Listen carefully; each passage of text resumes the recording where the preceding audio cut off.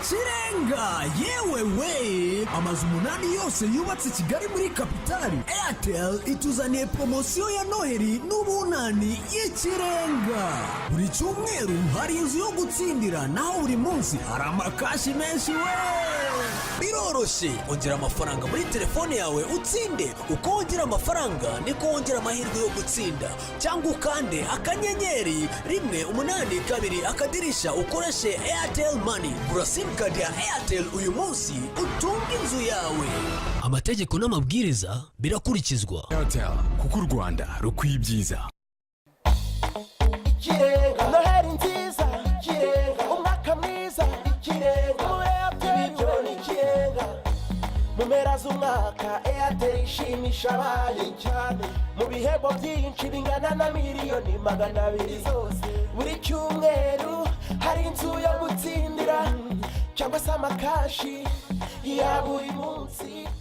Ahangaha ni amazu 8 amakashi ya buri munsi. Amaze kugenda ari 3. Uyu munsi tugiye kumenya umunyamahirwe wacu wa 4 ugiye kwegukana indi nzu ya 4 nziza cyane yatangwa na Airtel muri promotion ikirenga. Ese umunyamahirwe wacu aherereye hehe? Aha tugiye kumuhamagara, tugiye kubanza turebe nimero ye. Nkwibutsa ngo ntago ari twe tuyitanga, ni mashini iduhereza. Aha tugiye kubanza turebe nimero ye, nitumara kuyibona tumuhamagare ahari we ari hose mu Rwanda. Turatega indege cyangwa dufate ikihuta vuba ahangaha tugenda tumusanga hari, ubundi tumuzane tumushyikirize inzu yiwe. Nkwibutsa ngo ni umunyamahirwe wa 4 bagiye ahangaha. Umunyamahirwe wacu tugiye kumubona, nimero zose zifite amahirwe. Iyo mvuze nimero zifite amahirwe nizakurikije ibisabwa, ziriho zizunguruka. Hanyuma mu kanya gato tugiye kumenya ninde ugiye kwitwara n'inzu ya 4 ngiye kubara. Ningeza ku nshuro ya 1 ndahera kuri 4 manura, ubwo nukuvuga ngo ndahera ku munyamahirwe njya kuri Noeline wayifashe bwa mbere. Twagiye 4 3 2 1. Umunyamahirwe aha, okay, nari ngiye kumusiga.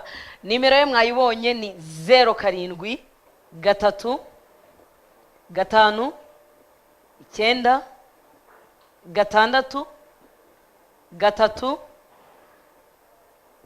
1 3 0. Duhamagare twumve umunyamahirwe wacu ahantu aherereye. Niba ari mu mujyi wa Kigali biraba binyoroheye, mu masegonda 3 ndabamugezeho. Niba ari hanze y'umujyi wa Kigali mu isaha nabwo ndabamugezeho. Telefone aha iciyemo, katurebe arahagana he. Iyo ni promotion ikirenga igiye kumugeraho. Allo? Allo? Oui. Mwiriwe? Allo? Oui, mwiriwe neza? Mwiriwe. Amakuru yanyu? Ni meza. Uhamagawe n'umuntu bita Liliane? Uhamagawe n'umuntu witwa Liliane? Liliane? Yego, nkaba nturutse muri Airtel. Nkuzaniye inkuru nziza cyane. Nkuzaniye inkuru nziza iturutse muri Airtel. Ariko mbere yo kuyikugezaho ubanza umbwira amazina yawe. Yes, ni numve ko banze menye uwo turi kuvuga n'uwari. Amazina yawe bakwita nde? Nyina w'umuntu nde? Shoze. Aha, nkufitiye inkuru nziza iturutse muri promotion ikirenga. Ubashije kwegukana inzu ya 4 muri promotion ikirenga. Mu mazu 8 yose inzu ya 4 ni yawe. Ngo nsindiye iki? Utsindiye inzu muri promotion ikirenga. Njewe? Wowe cyane nyina w'umuntu. Bishoboka. Kandi byashobotse.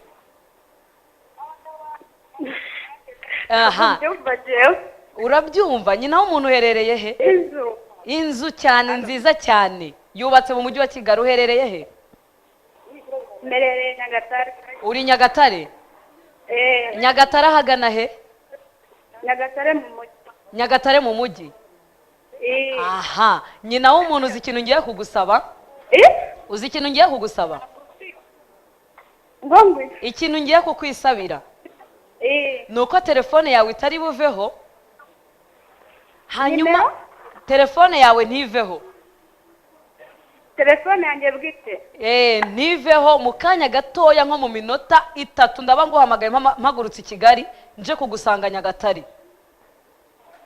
Nta kibazo ni iyi ngiyi. Nta kibazo niyo ngiyo. Iyi ngiyi ni nkoresha. Aha, urakoze cyane nyina w'umuntu ngaho bubyina aho ngaho Nyagatare, yewe mu mujyi ubanza ukora ibirori ubabwira ikikubayeho muri uyu mugoroba, hanyuma tugiye guhaguruka tuze tugufate. Murakoze. Urakoze cyane.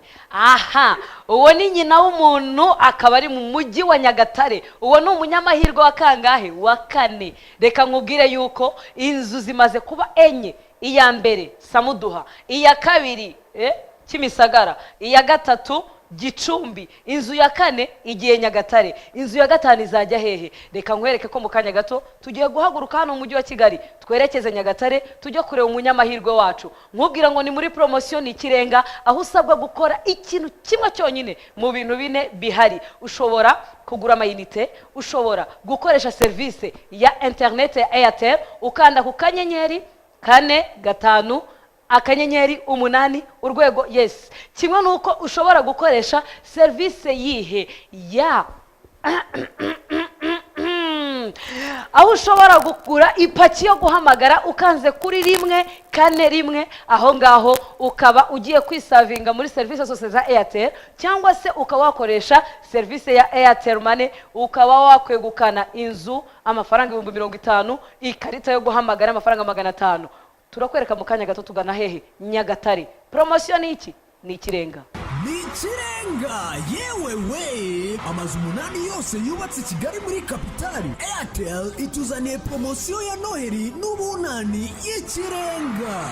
Buri cyumweru hari inzu yo gutsindira, naho buri munsi hari amakashi menshi we. Biroroshye, ongera amafaranga muri telefone yawe utsinde. Uko wongera amafaranga niko wongera amahirwe yo gutsinda. Cyangwa ukande akanyenyeri 182 akadirisha ukoreshe Airtel Money. Gura simcard ya Airtel uyu munsi utunge inzu yawe. Amategeko n'amabwiriza birakurikizwa. Airtel, kuko u Rwanda rukwiye ibyiza.